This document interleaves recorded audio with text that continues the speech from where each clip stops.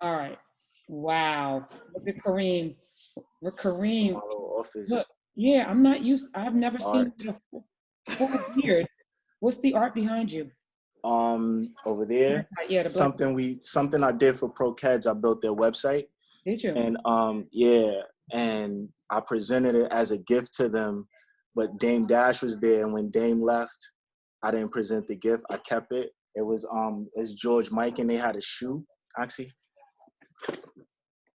it's a bunch of art over here, but Wow, you it's got like a it's really like a nice art. That's yeah, dope. it's like a 3D shoe. This dude Sue Works did it, and it's for George Mike, and it was because he had just passed away, Yeah, and she got to pay for his funeral. they made a shoe for him, and I had that. But it's a bunch of stuff over here. This was my old office, my old desk behind, like what it would look like behind my desk, and the dude did 3D art. Hold on. Oh, okay. Look, Kareem getting the This is my old company logo. that And is that a mask over her face? yeah, from this art is from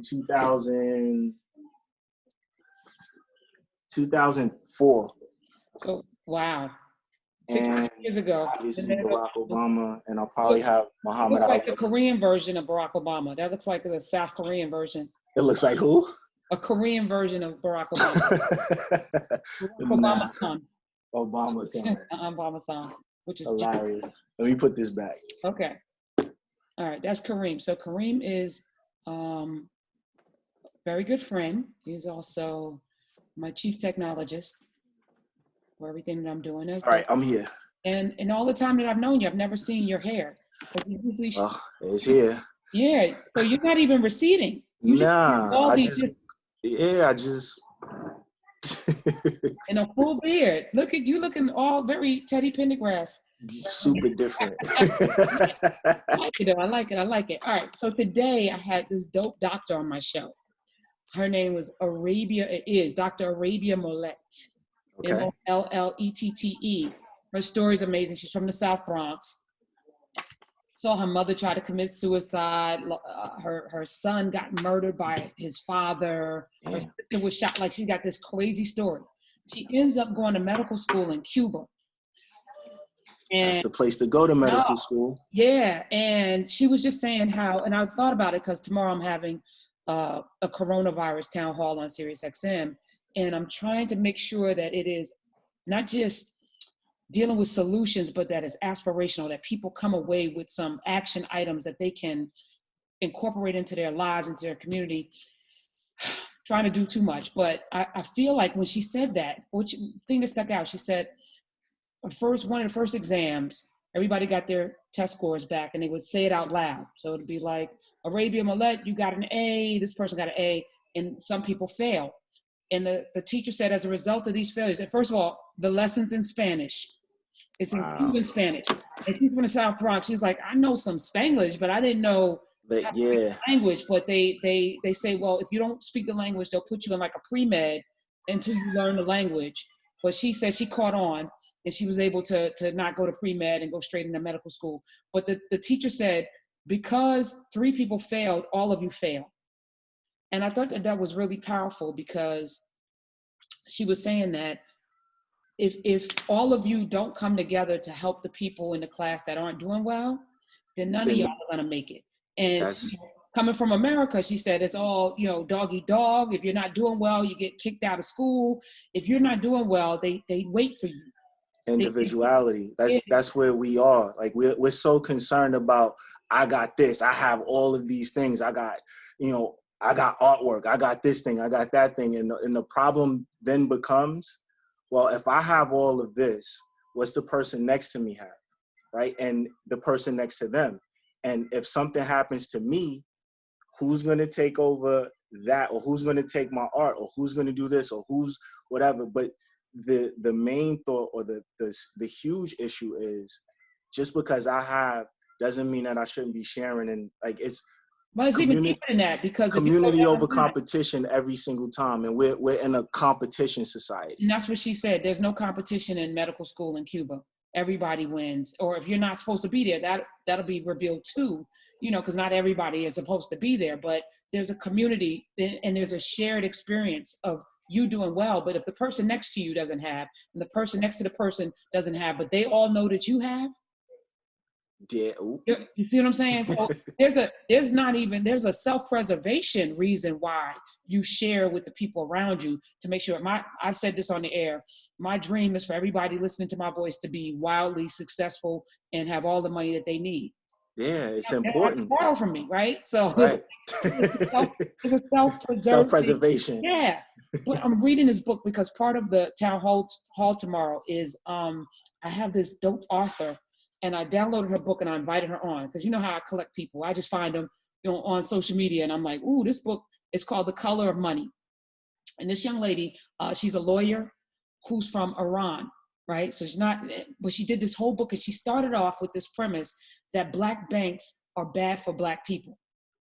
So I said, I want to talk to Kareem. Yeah. Because I'm reading and I'm like, ooh, because I've been pushing and a lot of people have been pushing Bank Black. But the premise is the very notion of a Black bank is in opposition to mainstream banking. It is designed to keep Black money at a level. Right. The very notion from limited cash. She writes charging you for your money. Come on. And even more, if you think about our communities that we have these things in, from check cashing places to rush cars to whatever, the communities don't have enough money to actually support the bank.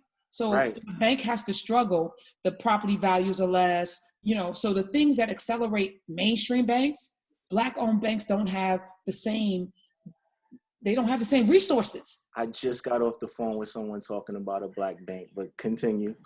No, but that's why I called you, because I'm like, anytime I have these things, I want to suss it out before tomorrow.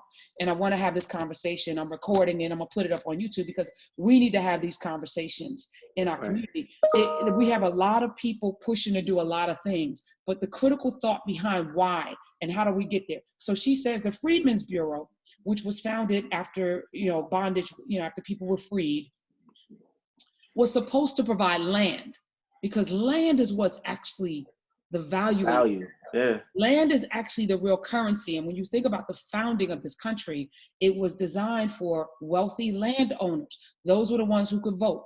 If you were a wealthy landowner, you had power. If you were a wealthy landowner, you could own people. If you were a wealthy landowner, you were the one that got to make decisions.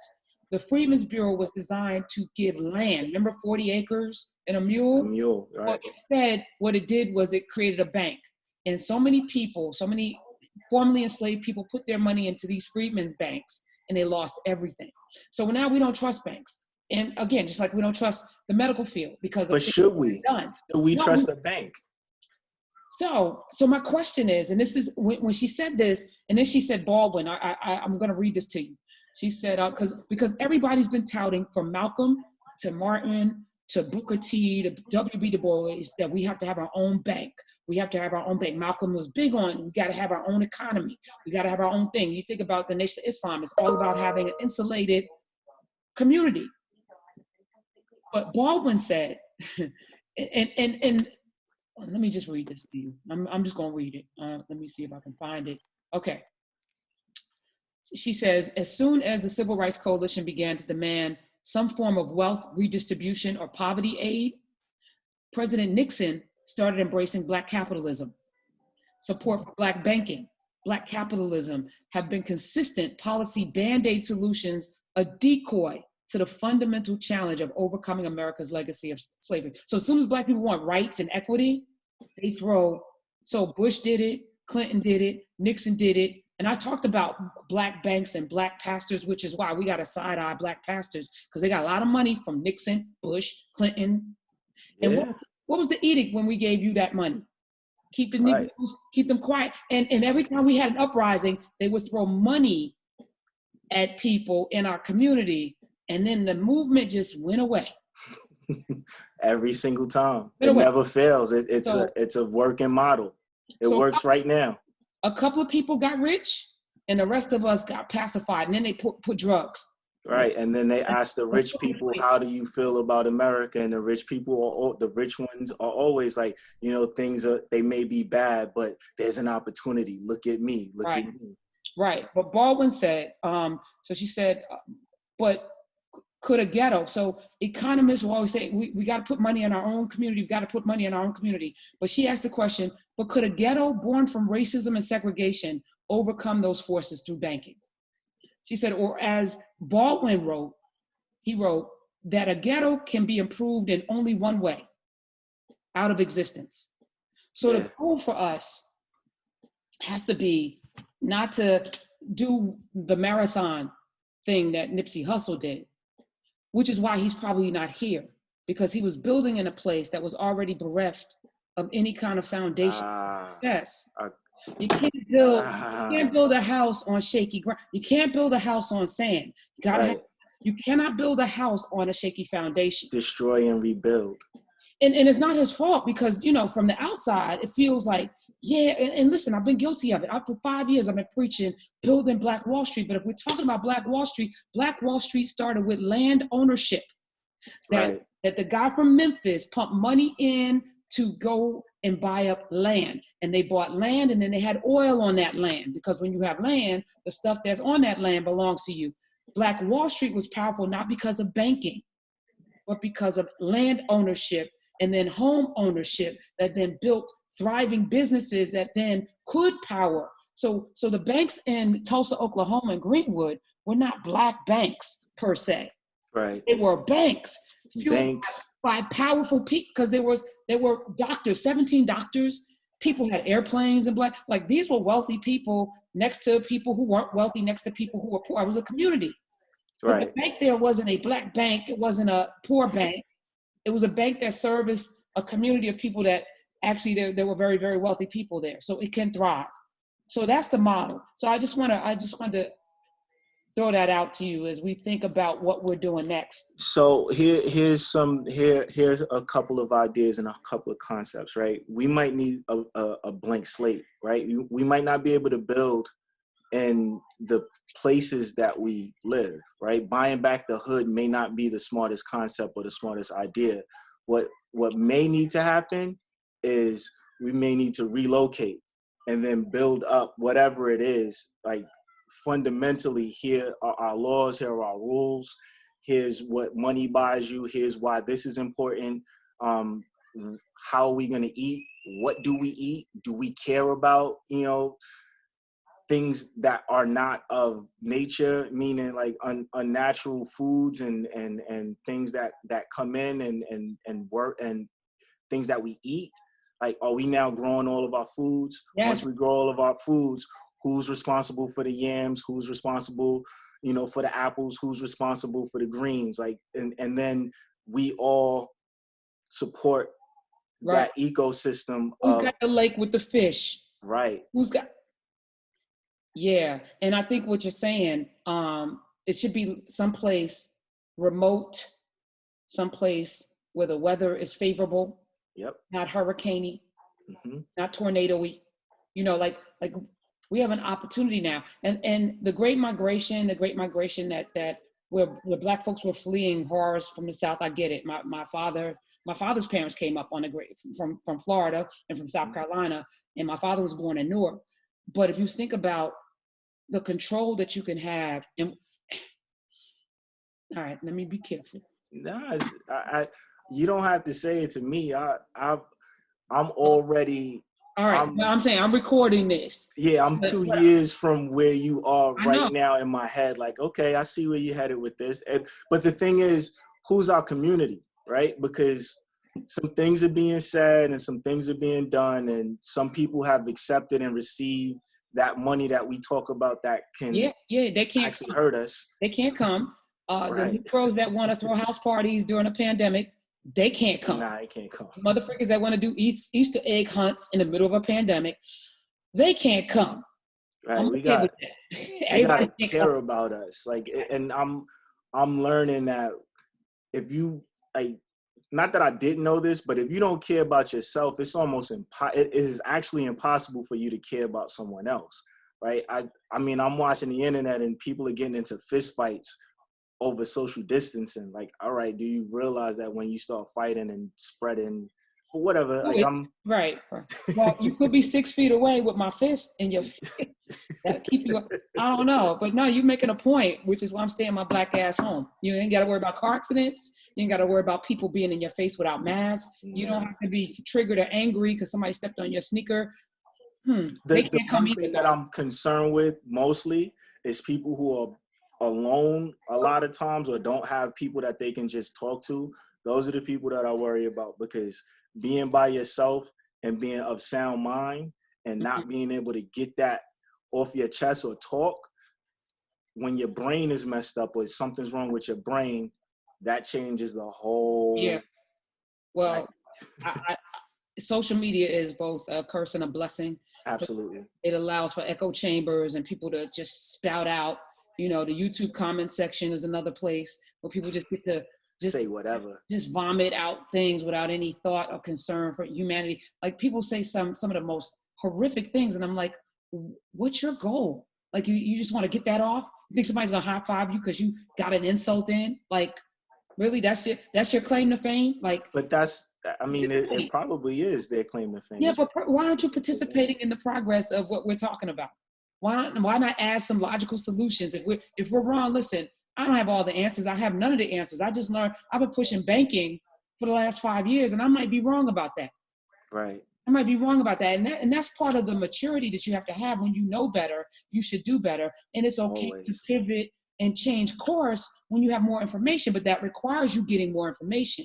I'm reading a book that I didn't know existed until 2 days ago. And as I'm reading it, I was like, this lady needs to be on the show. And if we need to change course, we need to change course, and it's okay. It's right. Okay. Or maybe the bank the pivot is important. Important. Yeah, you got to be able to move. You have to be able to say, all right, I went down this road and it didn't work. Or I thought it was the right thing and I could see the damage behind me. I mean, it's sort of Martin Luther King said, I think I've led Black people into the abyss. I think I screwed up. So I integrated my people into a burning house. That house was still on fire, by the way. Yeah. And we're carrying some of the logs. Some of us. Yeah, some of us are. And the scary part, but also the light, right? You brought up social media.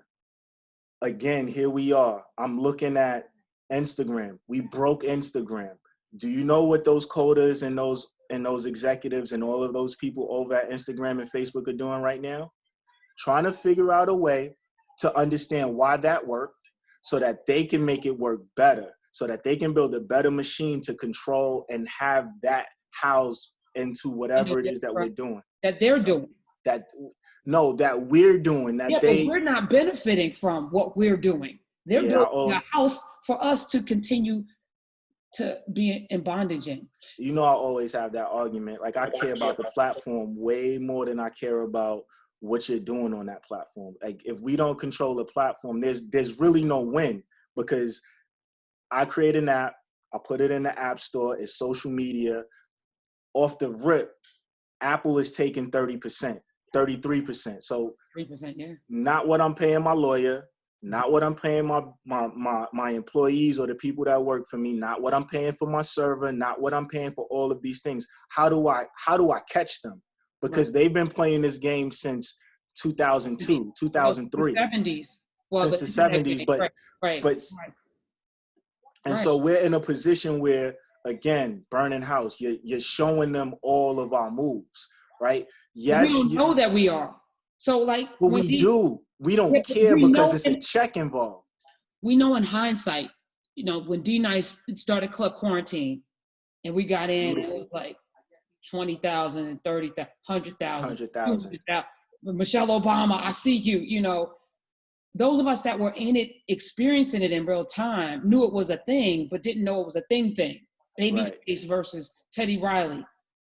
It broke. It was a thing. And then now you can look back and say, that was an opportunity. My question, though, is if we actually built something, would they come? Because you've said before, or maybe it was Drew, that said, you know, we give a lot of people a chance to be janky. I mean, Instagram No, was that's down my yesterday. that's me. That's you. Instagram was down yesterday. It was down. Yeah. Like it constantly breaks. We okay. We jump back in. We don't ask Hulu no was questions. down. Hulu was down on Hulu was Sunday down. or Saturday night. Yeah. And So if it was black people or black owned, we'd be like, oh, see, that's that. out of here.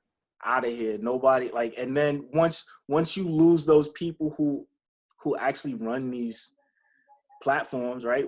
It's us on Hulu. It's us on Netflix. It's us on Instagram, right? Once you lose them, it's hard. You can't get them back because then they're off to the next thing. Right. So that's got to be, and that's why when we talk about technology, I'm always like, let's not do this until it's perfect, because you know how we are. Yeah, but in this stage for me, I just throw it out there. Like whatever happens, happens, and if we'll learn from it, and if we have the mindset to keep building, persistence, and keep building, eventually we'll be okay, because then everyone will know they're not going anywhere, right? keep knocking on the door. They're not going anywhere. Like we're gonna have to do something to them in order. No, shut up. Yeah, no, don't do nothing to us. Leave us alone. Yes, we all right. Kareem, I'm getting off right now because you're getting reckless. All right, Kareem, appreciate you. Thanks for always. Welcome to my little office space. This is where all of those apps get developed. Yeah. I love it. And your art is sick. I'm gonna have to come by and I got a bunch more. Like this is just a little area. Like I'll show it to you at another time. Little file cabinet. You've been doing this for a while. That's like these old school. It's like 4 companies in here, 4 different companies in that one file cabinet, and then the rest is on my computer now. These are the old companies. Well, folks, stay tuned. That's Kareem. You're gonna hear more from him, or not. Maybe we'll erase all his social media stuff. All right. I'm about to delete everything. Not this though. I'm gonna post. Not this. All right. Love you. Have a good night. All right. Love you. Peace.